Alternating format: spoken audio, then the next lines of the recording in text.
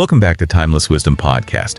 Ready for something pretty cool. We're going to be looking at a concept that connects language, compassion, and even a bit of anatomy. Oh, wow. That's quite the combo. Anatomy. You'll see why. So we're going to be unpacking those powerful words at the start of almost every chapter in the Quran. In the name of God, the most merciful, the most benevolent. I think there's more to it than meets the eye. I don't know about you. Absolutely. There's a lot of depth to it. And what I find really fascinating is how the Arabic language actually reveals a deeper meaning. The words for mercy, most merciful, which is al-Rahman in Arabic, and most benevolent, which is al-Rahim, they all come from the same root. Oh, that's interesting. Which means womb in Arabic. Well, not the womb.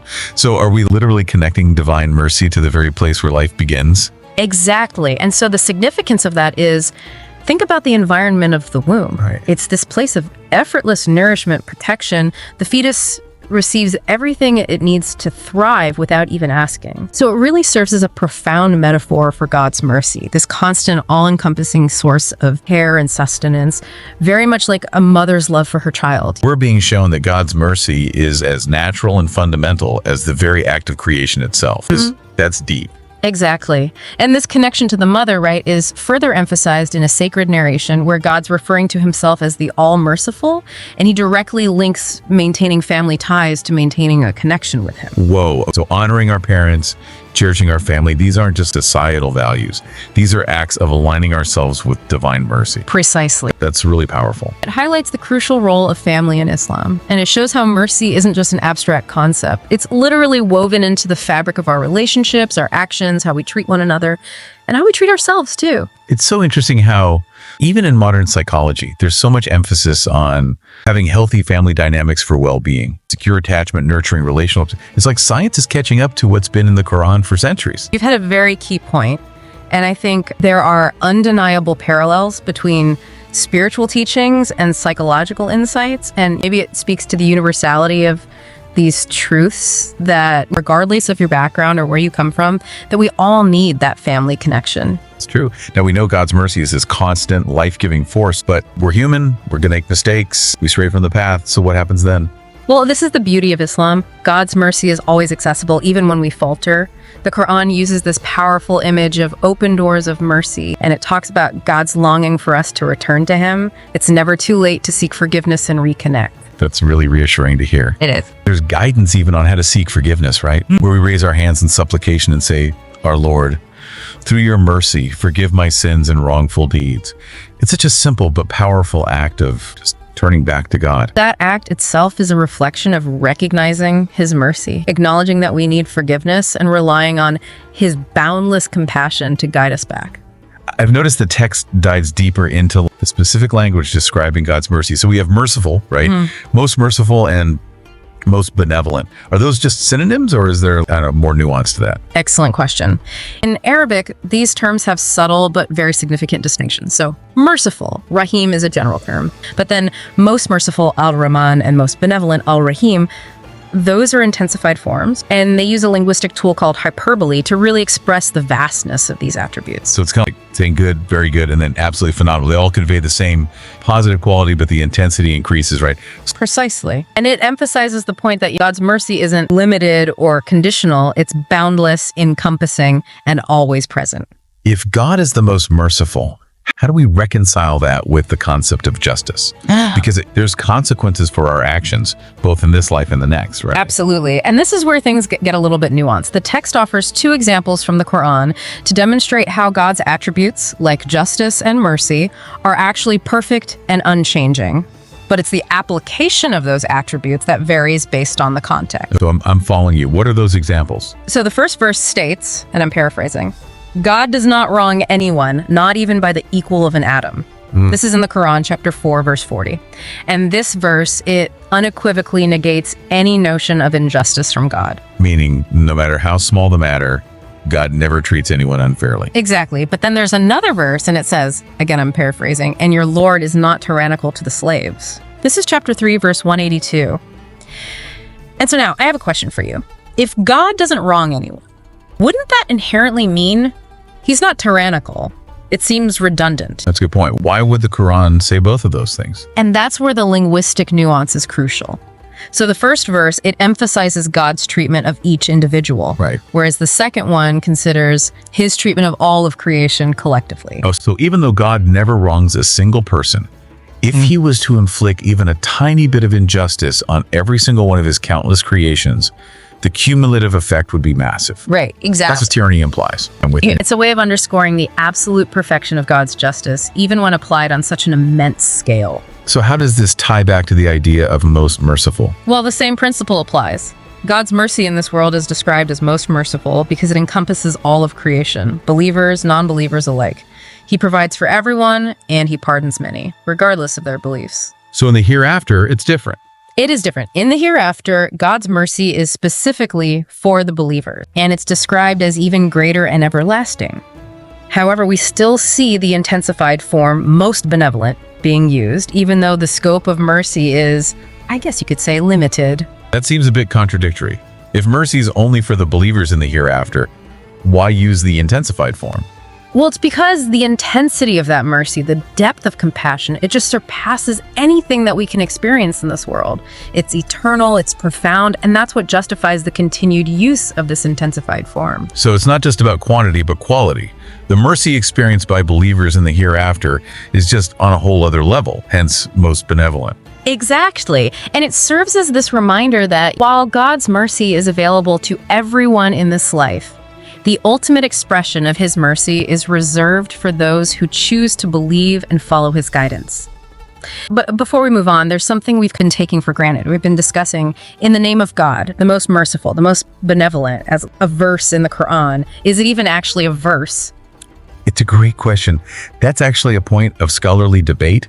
Some consider it like a separate heading, a separator between chapters, while others believe that it's integral to the Quranic text. So what's the consensus view? So the majority opinion is that in the name of God, the most merciful, the most benevolent, it's a verse. And specifically, it's the first verse of Surah Fatiha, which is the opening chapter of the Quran. And it's at the beginning of almost every chapter, right? 113 out of the 114 chapters. Oh, wow. So any exceptions? The only exception is chapter 9, the repentance.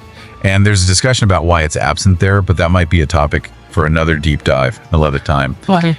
Definitely something to explore further. But it appears twice in one specific chapter. You're right. So it's repeated in chapter 27, the ants. So once at the beginning, as usual, and then again within the chapter itself. That's so interesting. It just shows how much depth and meaning are packed into even seemingly simple elements of the Quran. Absolutely. Every word, every phrase is there for a reason. And the more we kind of, peel back these layers of meaning, the more we appreciate the beauty and wisdom of God's revelation. So we've established in the name of God, the most merciful, the most benevolent is a verse, this powerful declaration of God's attributes. But it's clearly more than just a beautiful phrase. No. Right? It's a reminder of this source of all blessings, I feel. Exactly. It's acknowledging that everything good in our lives ultimately originates from God, right? Mm-hmm. His mercy is the foundation of our very existence even. You know what? I've always felt a sense of peace when I begin anything with that invocation, whether it's reading the Quran, starting a project, or just my day, even setting the tone for success. I'm inviting God's blessings into whatever I'm about to do. I think you're onto something there. And what you're describing is this beautiful concept in Islam called tawakkul, which is reliance on God. Oh. It's about placing our trust in his plan, seeking his guidance in all that we do. So it's not just saying the words, it's really about making a conscious choice to surrender to his will and invite his support. Exactly. And that surrender, that act of placing our trust in God, that's actually a really powerful antidote to the anxiety and worry that we all experience. When we understand that we're not truly in control, that there's a higher power guiding our steps, then that's where we can find that true peace and tranquility. Yeah. Even in the midst of challenges. It's like taking a weight off your shoulders, knowing that you don't have to carry the burden of everything, the world alone. Absolutely. And this actually brings us full circle back to the womb metaphor. Oh, yeah. Just as a fetus relies completely on its mother for sustenance and protection, so too are we reliant on God's mercy for our well-being. This reminds me of a story I heard about this man going through some tough times. Business failing, health declining, felt super overwhelmed. Just despair. And he had this wise friend that told him, start each day by reciting in the name of God, the most merciful, the most benevolent, and just reflect on the meaning. And at first he was skeptical, but he's like, all right, I'll give it a shot. And so slowly things started changing. What happened? His whole perspective shifted. He started seeing these challenges as opportunities for growth, and he felt this renewed sense of hope and resilience. Oh, wow. It wasn't that his problems magically disappeared, but he was able to face them. He was able to face them with courage and trust in God. That's a beautiful story, and I think it's a powerful illustration of how just connecting with God's mercy can transform our outlook and empower us to overcome adversity, even when it seems impossible. It's a reminder that even in our darkest times, there's that glimmer of hope, that ray of light to guide us through. And that light is God's mercy, always shining upon us, waiting for us to turn towards it. This whole conversation has been so eye-opening. We've taken this really familiar phrase, right?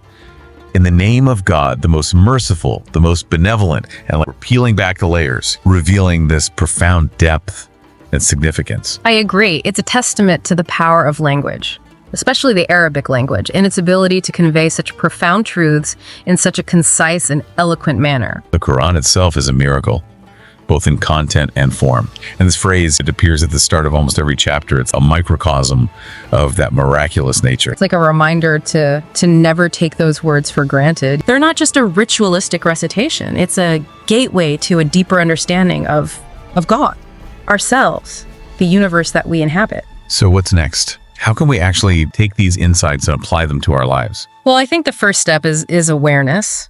We need to be mindful of the words that we're saying, the intentions behind them, the profound implications that they carry. So we need to move beyond just rote repetition and really engage with the meaning. Exactly. And then it's about embodying that mercy in our actions, how we treat others, how we respond to challenges, how we approach life itself. All of this should reflect the compassion and the forgiveness that we see in God. It's not just about saying in the name of God, it's about living in the name of God. Precisely. Aligning our thoughts, words, and actions with that divine principle of mercy, making it that guiding force in our lives. It reminds me of a hadith of the Prophet Muhammad, peace and blessings be upon him, where he said, "Show mercy to those on earth, and the one in the heavens will show mercy to you." That's a beautiful reminder that mercy is a two-way street. When we cultivate compassion and kindness in our interactions with others, we're not only spreading goodness in the world, but we're also inviting God's mercy into our own lives. It's like this ripple effect. The more we give, the more we receive. Exactly. And it all starts with that simple yet profound phrase, in the name of God, the most merciful, the most benevolent. It's a declaration of faith, a source of strength, and a guiding principle for living a meaningful life, even a fulfilling life. And a reminder that we are all connected, bound together by the threads of God's infinite mercy. This has been such a rich conversation, so insightful. I feel like I've learned so much. I have this new appreciation just for the beauty of Islam. I'm so glad to hear that. This is just the beginning. There's always more to learn and explore. So what's the one thing you want our listeners to take away from this? I think it's to remember that God's mercy is always present. It's always available, always sufficient. No matter what challenges they're going through, no matter what mistakes they've made, they can always turn to Him. And they can find solace, guidance, and forgiveness. And how can they actually practically incorporate that into their lives? I really encourage them to make a conscious effort to start each day with this invocation. In the name of God, the most merciful, the most benevolent, let those words be a reminder of His presence, His compassion, His love. So beautiful. And as they go about their day, let them strive to embody that same mercy in how they interact with others. Right. Kindness, compassion, forgiveness. Let those be their guiding principles. And let them never underestimate the power of seeking forgiveness. God is always waiting to welcome us back, Powerful words. no matter how far we've strayed. We've given our listeners a lot to think about. Oh, I think so too. Before we wrap up, I just wanted to circle back to something you mentioned earlier about in the name of God, the most merciful, the most benevolent, appearing twice in chapter 27 of the Quran, the ants. What's the significance of that repetition? Well, it appears in a really fascinating context. So the chapter tells the story of Prophet Solomon and his encounter with the Queen of Sheep. Oh. And when Solomon receives a letter from the queen, he reads it out loud, and it begins with, guess what? The phrase, in the name of God, the most merciful, the most benevolent. So even a queen from a different land, different culture, recognized the power of this, the universality of it. Exactly. Highlighting that God's mercy transcends all boundaries of time, space, culture. It's a reminder that regardless of our background, beliefs, circumstances, we're all equally under the umbrella of God's compassion. Absolutely. It's a powerful message to carry with us. So as we wrap up this part of our discussion, Let's leave our listeners with a final thought to ponder. Here it is. If in the name of God, the most merciful, the most benevolent, is a declaration of both God's attributes and our reliance on Him, how can we make this phrase not just a beginning, but a continuous thread woven throughout our entire lives? That's a great question to think about. And for those of you who are wanting to delve deeper into the wisdom of the Quran and find practical ways to apply the teachings, be sure to check out the Broke Entrepreneur YouTube channel. They have a wealth of resources that can support you on your journey. I love that thought. Not just starting our day with this affirmation of God's mercy, but weaving it into the fabric of our being even. Exactly. It's about making it a conscious, continuous practice, something that informs our thoughts, our words, our actions. So how can we do that, practically speaking? What are some tangible things we can do to make, in the name of God, the most merciful, the most benevolent, living, breathing reality? Well, I think one approach is to consciously pause throughout the day and just reflect on those words. Think about what they mean to you, how they make you feel, and how they can guide your choices in that moment. So taking mini mindfulness breaks, but infused with the essence of God's mercy, almost. Exactly. Bringing that awareness into the present moment and allowing it to influence how we interact with the world around us. That's a really good tip.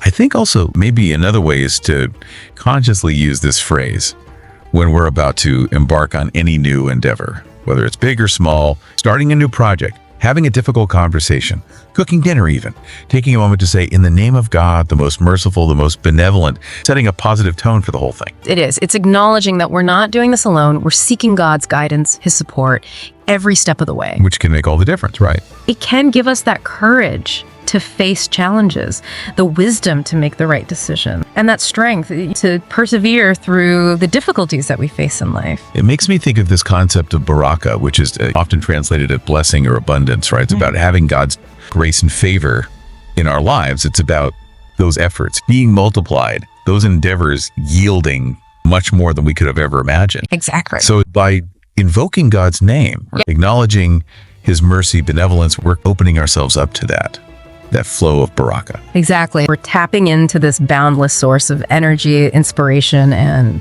possibility even. Wow. What an incredible conversation this has been. It's amazing how much depth and richness we've found just in a few words. It is. And I think it's a reminder that the power of language, the wisdom of the Quran, and the boundless mercy of God, it's all there. So as we wrap up this deep dive, I want to leave our listeners with a final thought, something to ponder. Here it is.